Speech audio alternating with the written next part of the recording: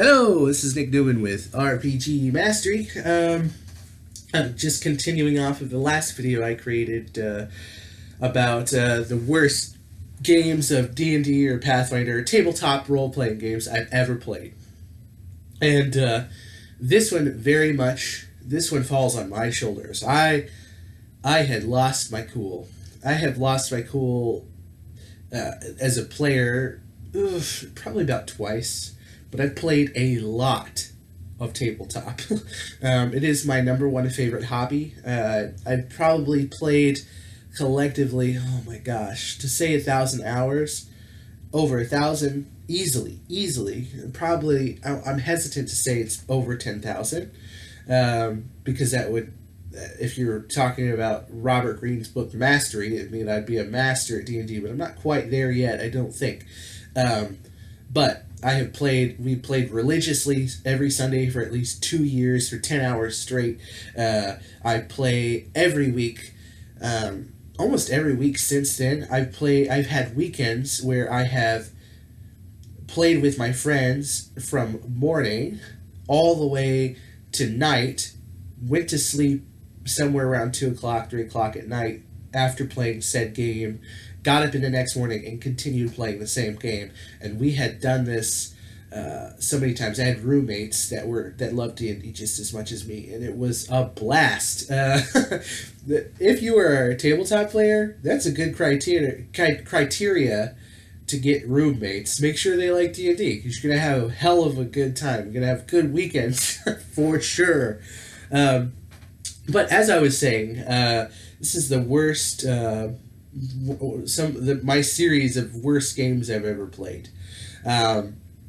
This session, I had went to my neighbor's house, who had been a game master for my first campaign I had ever played, and so to me he's an excellent game master. Still is, and he only gets better with time. But it doesn't. I've come to realize that it doesn't matter how good of a game master you are. If you have shit players at your table, you're going to have a shit game. Some people are just not mature enough to handle a game. So, long story short, I was playing a cleric, a luck cleric. And I'll make a video about that later. If you guys like broken, powerful characters, there's one. And probably explains a lot about me, by the way, or at least how I used to be. But I played this character who had this ability to create an aura of luck when he was a cleric, and he basically, instead of channeling healing energy or negative energy like or an evil cleric would do, I could roll d6 for my channel energy, and within a 30-foot radius, I could affect the next dice roll of everybody that was in that area. So let's say my channel energy was 3d6, I would roll 3d6. Any player that was within the area around me, the next time they roll their d20, they add the 3d6 bonus that I had rolled to their roll, making them better. So I was a cleric of Desna, the goddess of luck and travel. And I loved that character. And I could be a little bit wrong, but it was very powerful in the sense that not so much he was very strong. It's the idea that he could sway any battle by assisting whoever he wanted to win.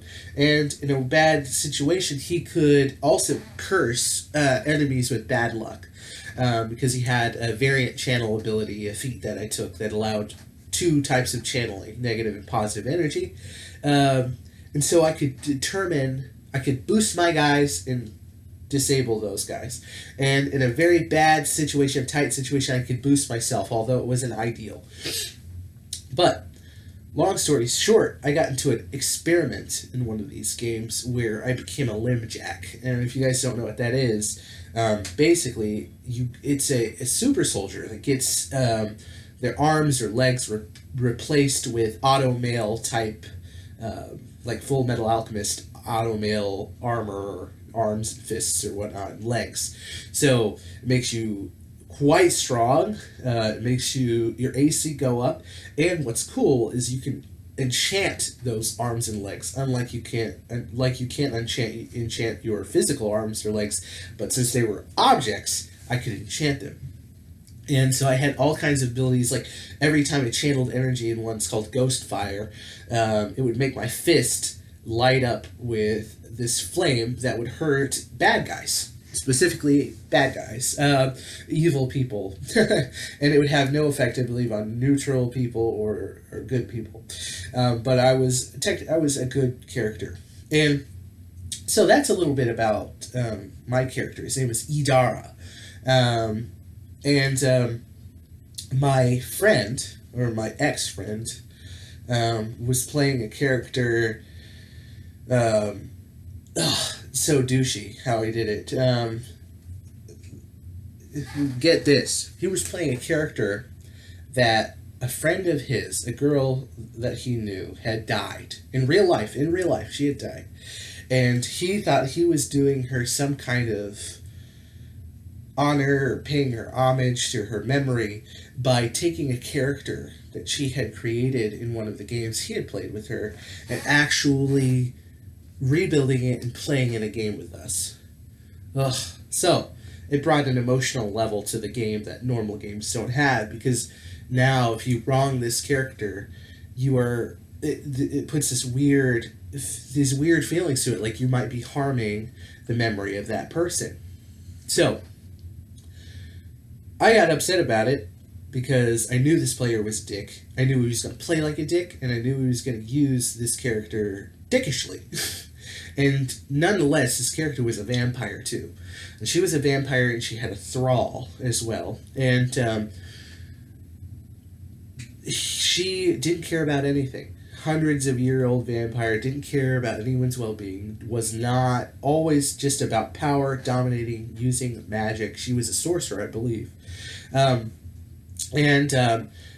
He had used a spell previously in this session that had an area of effect, and if this area of effect caused every party member to have to take a save to protect themselves from it.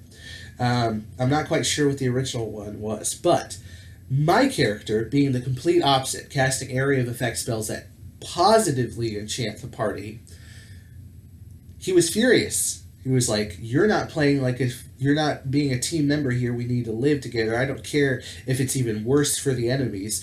Don't put negative effects on us. Don't hurt my friends. Don't hurt me, or else I will stake your ass. And that's basically what I told her. I was like, the next time you cast a spell like that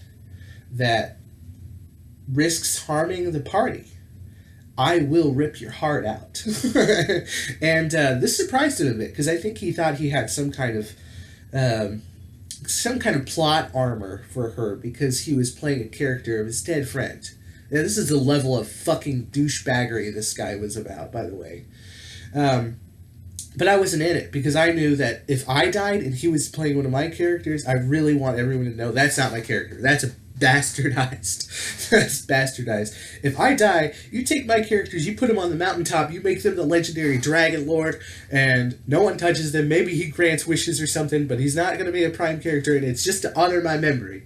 That's how you do it. That's how you do it. You don't take my skin and wear it. You don't take my character concept and play it and bastardize it in such a way. So I had already wrote out that, no, this isn't her. This isn't her idea. This is him being a dick.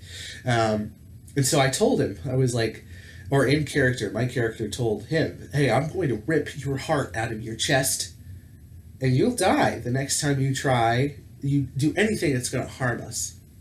So he was like, whatever. He replied with some shit like, oh, you can try, but you'll die before you do it.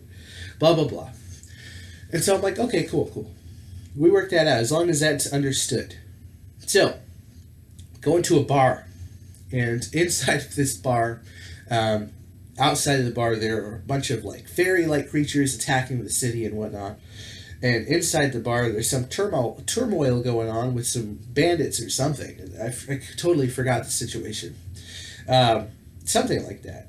And so we had to kill the bad guys in the bar and then barricade the bar and keep the everybody inside safe.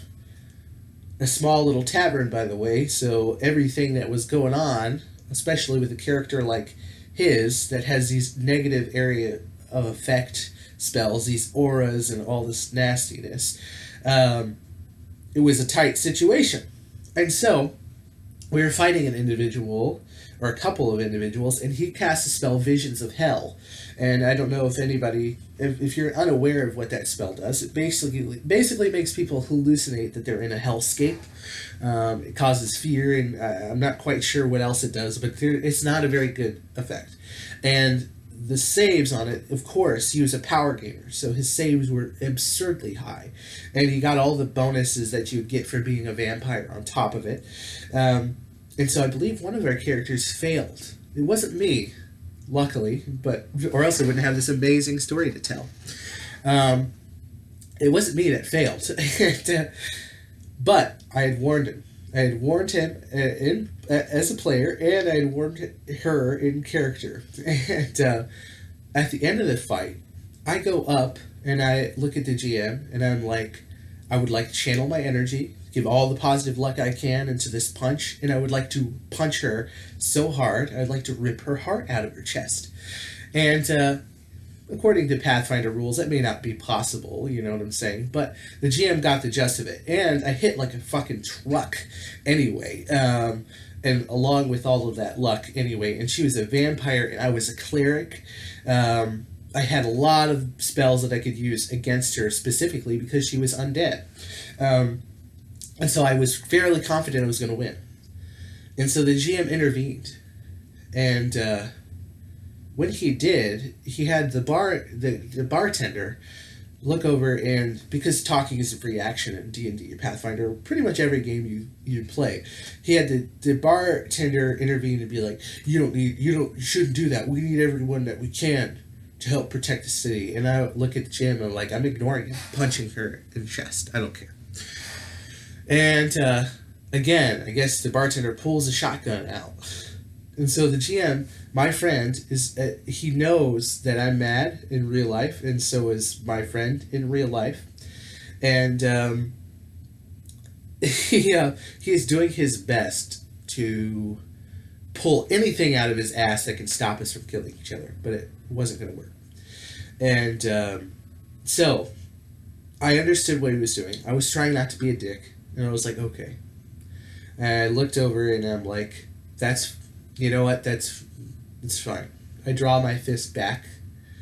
And I forgot what, he said something, the player that I was fighting said something along the lines of, I'm gonna kick his ass or whatever. Or I would just kick your ass anyway. And this triggered me like a motherfucker. I was so mad. And so I looked over at him, and I remember he was hanging. They were all at. It was actually my apartment. Yeah, no. It was my friend's apartment, and I remember he had a newborn baby. In real life, and it doesn't matter if you have kids or not. In our group, if we're our friend, you're our friend. You bring your kids around. They're gonna watch us play D&D and whatnot. I lost my shit. The kid was in the other room though, and I looked at him, and I was trying to be in character, but my inner rage came out along with it. And I looked, and I was like, I screamed, and I was like, the next time you hurt anybody in this party, I will fucking rip your head off. And I screamed it out, and everybody at the table was like, oh shit. And the baby in the back room was about to sleep. Baby starts crying. Ah! And of course, he was so, my ex-friend here that I was yelling at was so surprised that I lost my shit that he used the baby as sort of an excuse, like, oh no, oh my god, you scared my son. And so he goes, gets the baby or whatever, the baby's crying, he coddles the baby, he leaves. And then at that point I'm like, I'm done. The session's done. I'm fucking mad. Because I'm not about to play a game where we pretend we have free will You know what I'm saying? If I tell you I'm doing something, I want to do it. And I completely understand the decision of my game master friend. I completely understand. He was just trying to keep the peace. He was just trying to keep everyone together and not killing each other, but he also didn't want to do it in a way he hindered anybody's free will, other than mine, of course. And I think he did that because he understood that I'm a reasonable, decent guy, so maybe I was the one that was going to stop first. But at that point, I couldn't. That was such a bad session. That session was so bad. I remained friends with that guy for quite a while. But I never played investively with him again, if that makes sense. Anytime I played with him, I never invited him. Somebody else did. So on and so forth, and we would just kind of be acquaintances. He GM'd one session after that because I had apologized. He had apologized, and we tried to move on like adults. I recommend that for anybody who fights at the tabletop. Just apologize. Admit to your fault. That was wrong for me for freaking out that hard. I should have just got up from the table and quit playing. I should have done that. But instead I was like, I wanted my energy to be exhausted somehow, in some way. And so I took it out on him in a negative way. And it ruined the experience for everyone there. That was not my worst game session I've ever played, though. Although, I will give you the third worst game session I've ever played, and it involves the same guy. I hope he's watching it. I hope he's watching this video. I hope if you do watch this video, that you know that if you're still playing like this, stop. You're a dick. The plain and simple. Thank you guys very much for watching. This is Nick Newman with RPG Mastery. If you like my content and you like the drama, the tales that I tell, of all the hours of D&D I've played, please subscribe, comment, tell me about some of the stories that you guys had in the comments, because I do read all the comments, and give me some suggestions for questions that you have, and I'll try to answer them. So, thank you very much. This is Nick Newman with RPG Mastery. Stay calm and roll 20.